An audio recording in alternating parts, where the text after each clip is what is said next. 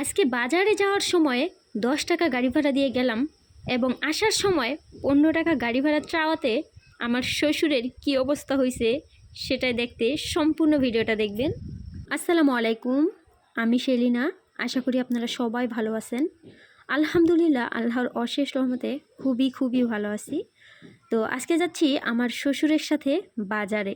আর বাজারে যাওয়ার সময় আমার অবস্থা তো একদম নাজেহাল। মানে আমি যে কোনো কোথাও গেলে আমাদের এদিকে যেহেতু রাস্তা ভালো না, যার কারণে অনেকটা দূর হেঁটে হেঁটে যেতে হয়। আর আমার বাচ্চা কুলে নিয়ে এই পর্যন্ত আমি বাচ্চাটাকে কোথাও রাখতে পারি না, যার জন্য আমার অবস্থা একদমই খারাপ হয়ে যায়।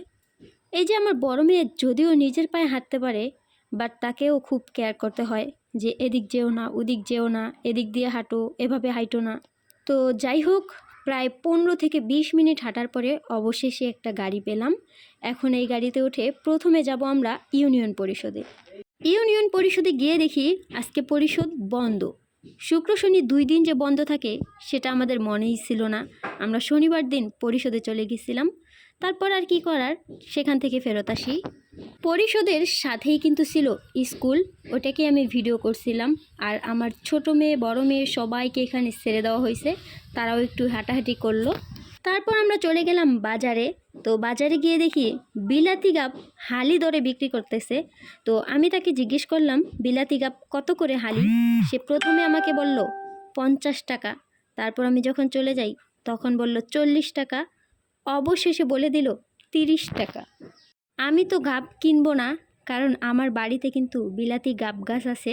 আমি শুধু দাম জানার জন্য জিজ্ঞেস করছিলাম আর কি। তো যাই হোক, বাজার থেকে ফেরার পথে আমার শ্বশুরের কি অবস্থা এখন সেটাই দেখুন।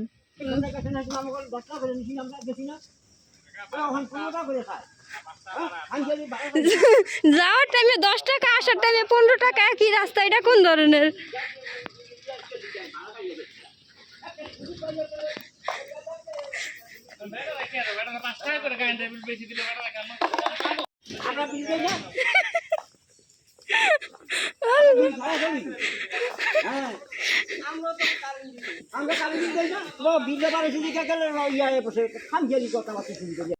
আমাদের এই গাড়ি নিয়ে বাড়ি পর্যন্ত আসার কথা থাকলেও আমাদের কিন্তু মাঝপথেই নেমে যেতে হয়।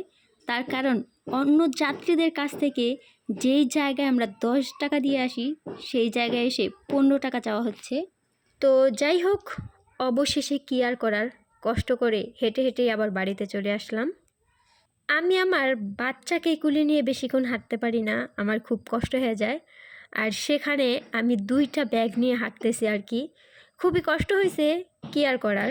তো যাই হোক, অবশেষে 20 থেকে 25 মিনিটের রাস্তা হেঁটে বাড়িতে চলে আসলাম।